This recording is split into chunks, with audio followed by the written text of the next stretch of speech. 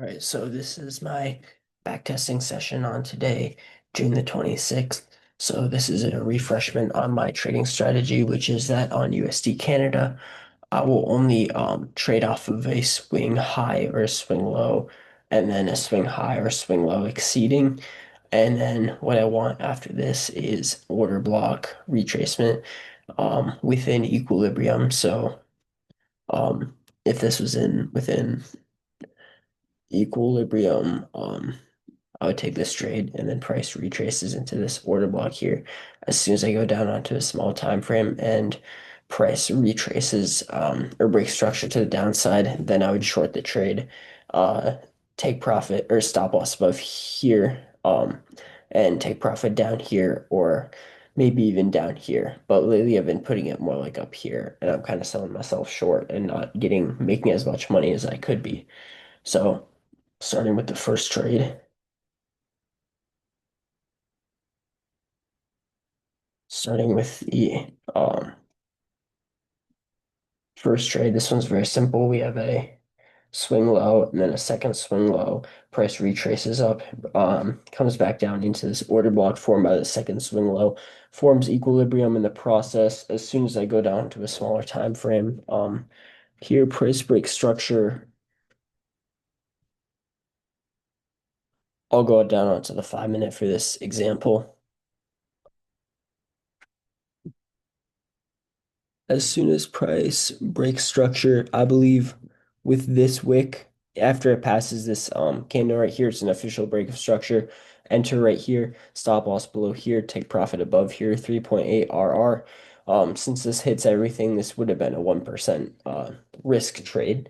Um, so if I had to do a 1% trade, that would be the one. On to the second trade. This one is very similar. In essence, swing high, second swing high, comes down, retracement into the swing high. And then the only tricky part here, like with most of these, is finding a valid break of structure. I'm on the 3 minute right now. We see a break of structure right here, um, on this candle right here, which is why the entry is right here. Stop loss above here, take profit below here, and it could even be below here. So again, even in these demo trades, I can sell myself short and 2.6 RR off this trade. Again, this would probably be a 1% trade because I really see no reason not to make it a full risk trade. Here, this one is interesting because it takes a swing low from an existing trade and it kind of uses this swing low and then it makes this swing low. So it's a lot more dynamic. It uses the previous trades to sort of transition into what price is going to do in the next trades, which is something about my trading style I really like, is that it's dynamic, and even if I lose a trade or something, it could still lead to a decent setup in the future, and that's why I like to take note of it. So swing low, second swing low, price break structure up, comes back down. Um, as soon as I get a break of structure right here, price closes above this high right here. And then as soon as I get that, I enter. The one problem with this is it's out of the order block. So this would be a 0.5% trade. Stop loss below here, take profit up here. Um, more take profits probably up here as well.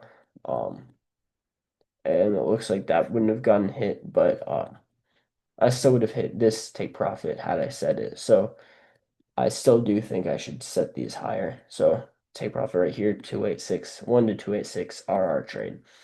Here, very similar, swing high, second swing high, prices wicks back into here.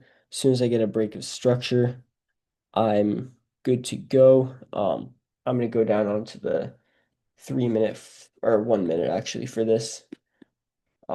If I'm able to. No, I'm not. So I'm just gonna go on the 3 minute, see if I can find a better entry off of this. Um, I kind of lost my place. It's when price wicks.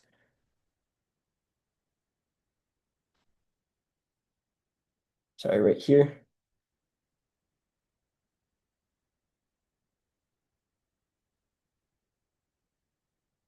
As soon as price just wicks in here, wait for a break of structure, which is when price closes below this low. So this should be moved a little bit down here. Price stop loss still above here. Take profit down here. I could also target. I guess there's not really many areas of liquidity, so 1 to 1.4 is the best I could hope for here. And because it's outside of the order block when I'm entering, I would risk like de-risk on this trade 0.5%. Fifth trade here, swing high, price comes down, retraces into the swing high. Um, Price comes down, retraces, but doesn't form a valid equilibrium here. Equilibrium would be like all the way up here, which it doesn't hit. Price comes down even a lot more. Price retraces up and forms a very obvious equilibrium. And then as soon as I get a break of structure on this candle, when it closes below this low, I'm good to go. Enter, stop loss above here, take profit down here at this area of liquidity. I could also target this area of liquidity here and even go as far down as this area of liquidity and all would have hit here. And then this sort of transitions into my next trade where this is a swing low, price retraces down and it forms this swing low right here.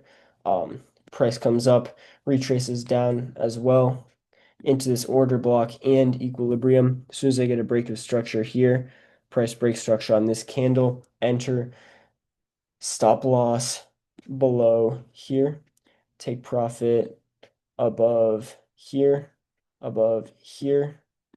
and all the way above here. And that would have hit and then some. So that would have been a 3.32 RR trade. This is out of equilibrium. So again, this would be a 0.5% RR trade. Again, very similar. Up here, trade 7. Price forms a swing low, another swing low. This is with daily bias as well. So price is already in an uptrend while it's making these retracements, which means this is why I really like this trade. So even if it's out of equilibrium and the order block, I would still risk 1% on this trade. So we have second swing low, retracement into this swing low, entry off of this break of structure right here when it closes below this wick or closes above this wick, stop loss below here, take profit above here, and that's a 1.96 RR trade. Here, this is sort of a trade within a trade. There's a swing high here, swing low here, second swing low below that swing low. Price sort of fluctuates within this area. Price comes up, retraces down deep into the swing low. Then as soon as we get the break of structure, which is right here, just on equilibrium and within the order block, stop loss below here, take profit at this swing high, which eventually gets pushed past, which leads me to my next trade, and that's a 1 to 3.9 RR ratio. And this would be a 0.5% trade because it's just outside of equilibrium, even though it's still within the order block. So here, this is the second swing high after the first swing high. Price retraces down, and then it retraces into this order block zone right here. I'll go into the 15-minute to illustrate better. Price comes into this zone right here. And then as soon as we get a break of structure, which comes on this candle, I could just go down onto the 1 minute, find that valid break of structure. And since it is the 1 minute, I could probably find an even better break of structure. So this would be sorry, I'm a little bit lost, but the break of structure would be anywhere from, or no, the break of structure would be all the way up here because price comes down, up, and then down again. So as soon as we're here, we're good to go. Stop loss above here as usual.